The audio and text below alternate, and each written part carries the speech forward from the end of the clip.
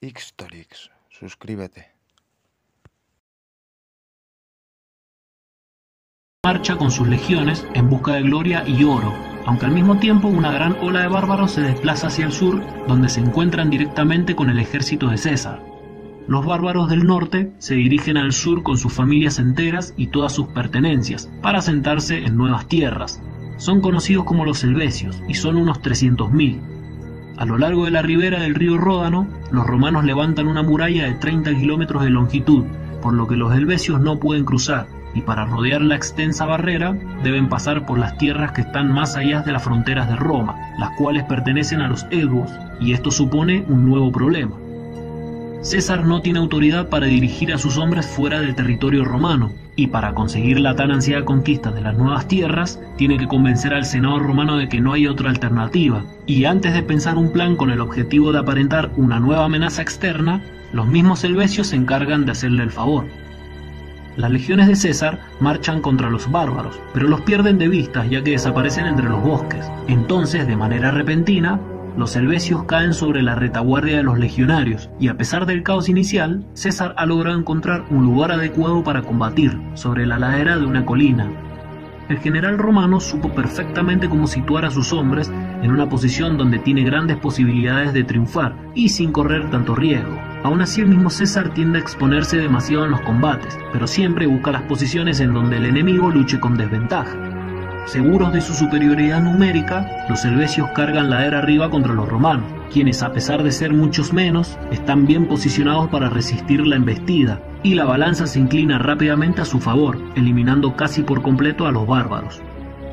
Los soldados romanos exterminaron a casi todos los helvecios, sin embargo algunos lograron escapar, y César pudo haberlos perseguidos, pero ha dejado que escapen ya que así puede hacer surgir el miedo a una posible invasión bárbara, y eso haría que recibiera la encomienda de detenerla. Es un experto en la manipulación. El sector más conservador del Senado ya sospecha que el auténtico peligro es el mismo César, e incluso lo consideran como una seria amenaza para su aliado Pompeyo, pues la élite romana tiene el miedo de que César pudiera ocupar algún día el puesto de Pompeyo, el de máximo dirigente militar de la República, aunque la diferencia es que Pompeyo sí apoya el orden político preestablecido, mientras que Julio César ya ha manifestado muchas veces que quiere cambiarlo. La tensión invade a los conservadores, quienes buscan convencer a Pompeyo para que rompa su relación con César, pero ya es muy tarde porque se encuentra profundamente enamorado de Julia, la hija de su aliado. De hecho, está tan enamorado de ella que se olvida completamente de la política. Pompeyo dedica casi todo su tiempo a estar con su esposa Julia. Están constantemente viajando para visitar los más bellos jardines y parques de Italia. Además, la generosidad de Pompeyo con César también se extiende a otros miembros de la familia, como el caso de su protegido Marco Bruto, a quien le concede un lucrativo puesto en una de las provincias romanas orientales, permitiendo que el joven ascienda en el escalafón político, al igual que su mentor. Al proteger los intereses de César, Pompeyo dirige su atención a ciertos rumores de invasión de un reino galo llamado Hedui, un pueblo habitado por celtas en una región bucólica. Por ello, no están acostumbrados a la violencia, pues la mayoría de sus pobladores son agricultores y llevan una vida tranquila. Además, se dedican a fabricar sus propias ropas y sus hogares. En el año 59 a.C., la paz en Roma corre peligro cuando Julio César informa que millones de bárbaros están a punto de invadir Hedui, dirigidos por un temible caudillo conocido como Ariovisto, el líder de los suevos, quien se convierte rápidamente en una amenaza por su forma violenta de hacer las cosas. Según dicen algunos romanos, Ariovisto se dedica a oprimir a los pueblos aliados de Roma, que se topan por su camino, lo cual hace peligrar el gran prestigio de la República, y para César, tales agresiones no deben ser toleradas. César se entera de que Ariovisto planea asentar su base en una ciudad fortificada al este de la Galia y al norte de Roma. Entonces los romanos marchan a su encuentro, y cuando ya están muy cerca, los bárbaros recurren a sus dioses para que los guíen en el combate. Al igual que todos los ejércitos de la antigüedad, el de Ariovisto también cuenta con videntes, sacerdotes y chamanes. En el caso de los suevos, tienen mujeres que dicen poder hablar con los dioses, y antes de las batallas les preguntan a sus videntes si los dioses están de acuerdo con pelear. Por medio de sus tótems, los adivinos observan la señal de los dioses y predicen que Ariovisto no ganaría la batalla contra los romanos antes de la luna nueva, por lo tanto no se debería combatir hasta entonces. Pero este es el tipo de información que busca César, pues llega a sus oídos gracias a sus espías. Los mensajes de los dioses son tomados muy en serio por los guerreros. Por ello César sabe que si fuerza a los bárbaros a combatir, sabiendo que sus dioses no lo aprueban, conseguiría una importante ventaja psicológica sobre el enemigo. César envía a sus legionarios a la fortificación de los bárbaros para provocarlos y forzarlos a que peleen contra su voluntad, pues los suevos están obsesionados con la idea de que no es el momento de combatir, debido a que sus dioses les habían comunicado que no debían luchar contra los romanos en ese momento, algo que es bien aprovechado por César, quien ordena un ataque furioso contra el enemigo.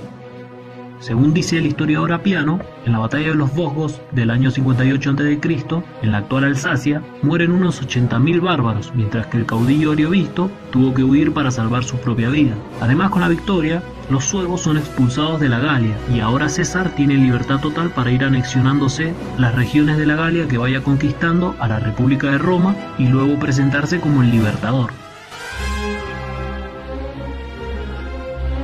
Las historias de que un líder invasor proveniente del sur y que guía a su pueblo hacia las victorias llega hasta lo más recóndito y lejos de las Galias en el norte, además de que aquel ejército se dirige hacia ellos. Por ello los pueblos belgas deciden unirse con el objetivo de evitar el sometimiento. Julio César se entera rápidamente de la coalición de las tribus belgas y a los pocos días llega a la frontera belga con unos 60.000 legionarios, es decir, unas 10 legiones. Allí recibe una embajada del pueblo belga de los remos, quienes no quieren participar en la unificación de los pueblos vecinos, por lo que se ponen a disposición de los romanos y para asegurar su fidelidad, César toma como rehenes a los hijos de las familias más poderosas. Los legionarios romanos se enfrentan por primera vez a los belgas, dirigidos por el rey de los sueciones, Galba, en la batalla de Áxona, en donde los romanos los aplastan y los bárbaros huyen en total caos. Los romanos se ponen a perseguir a los belgas, aunque en el camino algunos pueblos se rinden sin luchar, y como medida de seguridad, los hombres de César vuelven a tomar rehenes y armamento, para después seguir con la persecución, ya que muchos aún quieren luchar, por lo tanto se repliegan para reorganizarse.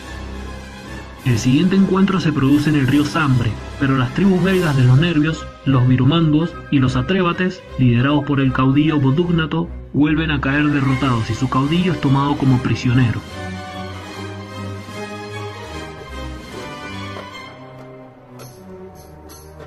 En el otoño del 57 a.C., uno de los generales o legados de Julio César, Servio Sulpicio Galba, es enviado con la legión 12ª Fulminata y una parte de la caballería desde la Galia Bélgica, recién conquistada, hacia el sureste, con el fin de abrir un camino a través de las montañas para mantener una ruta comercial a través de los Alpes. Los romanos logran derrotar a los bárbaros locales, luego que habían sido asediados por ellos, en una fortaleza recién construida. Sin embargo, deciden que lo mejor es retirarse por falta de suministros suficientes, porque se acerca el invierno y por estar demasiado lejos de César. Mientras tanto, César se pone en marcha para conquistar el oeste de las Galias, la futura Galia Aquitana al suroeste y también Bretaña, una región que es parte de la futura Galia Ludunense, en el noroeste de las Galias y el lugar a donde los romanos se dirigen.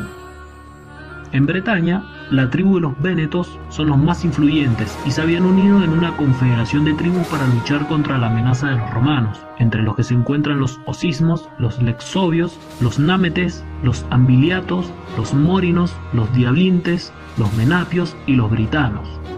Los vénetos se habían asentado a lo largo del Golfo Quiberón. Controlan el comercio de la región con la isla de Britania, por lo que se trata de uno de los pueblos más ricos de la Galia, y tienen una riqueza tal que poseen una moneda propia. Finalmente, en el año 56 a.C., se desata la batalla del Golfo de Morbidan, también conocida como la batalla del Golfo de Quiberón, un combate naval en la que los romanos tan solo terminan con 10 naves hundidas a cambio de más de 200 en el bando enemigo, por lo que viendo su flota destruida, los vénetos no tienen más opción que rendirse.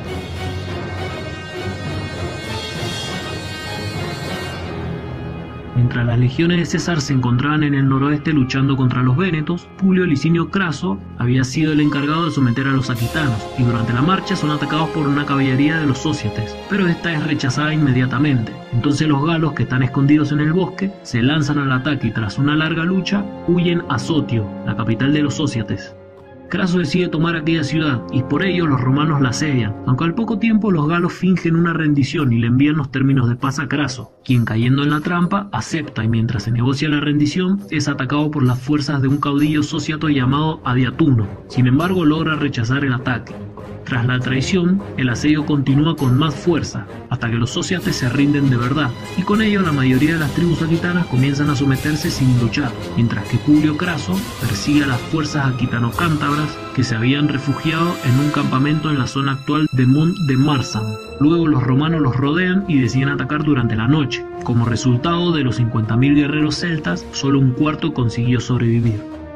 A finales del 56 a.C., las tribus germanas de los Usípetes y los Téncteros, presionados por los violentos suevos, cruzan el río Rin y el río Mosa, en donde se enfrentan a la tribu belga de los Menapios y se asientan en sus villas. Luego atacan a los Eburones, que son aliados de Roma, por lo que sus líderes le solicitan ayuda a los romanos. César se dirige rápidamente al norte con sus legiones para poner orden. Entonces los embajadores germanos le explican los motivos de su migración y sus buenas intenciones, pero César sospecha de que algo extraño pasa. Piensa que los invasores solo pretenden ganar tiempo para reorganizar su ejército, y ya que necesitan tierras para asentarse, César les exige a los embajadores que se retiren al sur, en donde hay otra tribu aliada de Roma, los Ubios.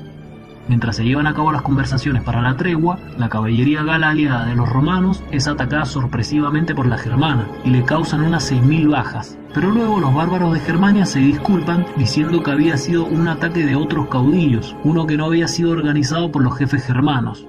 Julio César queda muy enfurecido y ordena apresar a los líderes germanos, además de un ataque general al campamento germano, aprovechando que el grueso de sus guerreros había salido a pastar, por lo que los germanos son sorprendidos y en parte debido a que sus jefes habían sido apresados por César.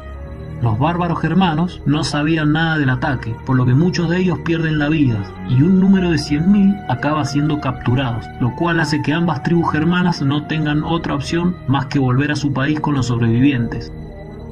A raíz de todos sus éxitos, Julio César busca cumplir otra gran hazaña, la de ser el primer romano en cruzar el río Rin con un ejército, por la que ordena la construcción de un puente, que tan solo en 10 días ya está listo. Este puente es una gran obra de ingeniería para la época, algo que demuestra al mundo que no existen límites físicos para Roma y sus ejércitos. Los romanos cruzan el Rin con unos 40.000 soldados, sin embargo los bárbaros se retiran a medida de que los romanos avanzan, pero inesperadamente, después de haber quedado patente la fuerza y el poder de Roma, César decide retirarse al no haber conseguido ningún botín interesante, por lo que solo permaneció 18 días al otro lado del Rin, y a su regreso ordenó desmontar el puente para que no fuese utilizado por los bárbaros.